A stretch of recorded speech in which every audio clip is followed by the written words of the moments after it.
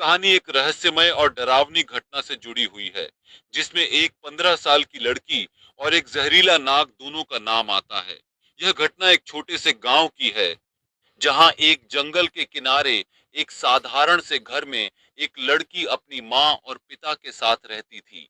लड़की का नाम अंजलि था और वह बहुत समझदार और होशियार थी। लेकिन उसकी एक बड़ी समस्या थी, वह अक्सर अकेले जंगल में घूमा करती थी, जहां उसे एक अजीब सा एहसास होता था। एक दिन अंजलि जंगल में खेलने गई थी और जब वह गहरे जंगल में चली गई तो उसने एक नाग को देखा। यह नाग बहुत बड़ा था और उसकी आंखों में अजीब सी चमक थी।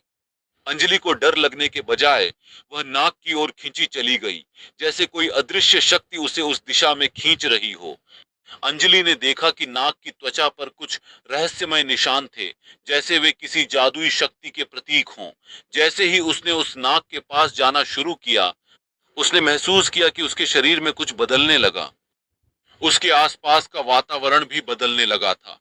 हवा में एक अजीब सी गंध घुलने लगी थी। अंजलि अचानक बहुत थकने लगी और उसकी आंखों के सामने अंधेरा छाने लगा। लेकिन एक अजीब सा आत्मविश्वास उसे उस नाग से दूर जाने नहीं दे रहा था।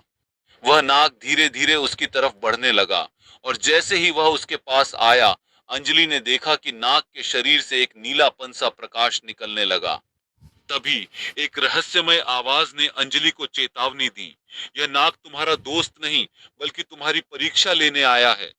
अंजलि घबराई नहीं और उस आवाज की दिशा में देखने की कोशिश की, लेकिन उसने सिर्फ काले बादल देखे। नाग ने अपनी दृष्टि को और तीव्र किया और अंजलि के शरीर में एक तेज झटका महसूस हुआ। एक क्षण में वह जंगल के बीचों बीच गिर पड़ी। जब उसकी आंखें खोली तो वह खुद को एक अजीब सी स्थिति में पाया। उसकी आत्मा को नाग के जादू ने अपनी गिरफ्त में ले लिया था और अब उसे यह साबित करना था कि वह इस काले जादू से बच सकती है। कई दिनों बाद अंजलि को वापस घर लौटने का रास्ता मिला, लेकिन वह पहले जैसी नहीं रही थी।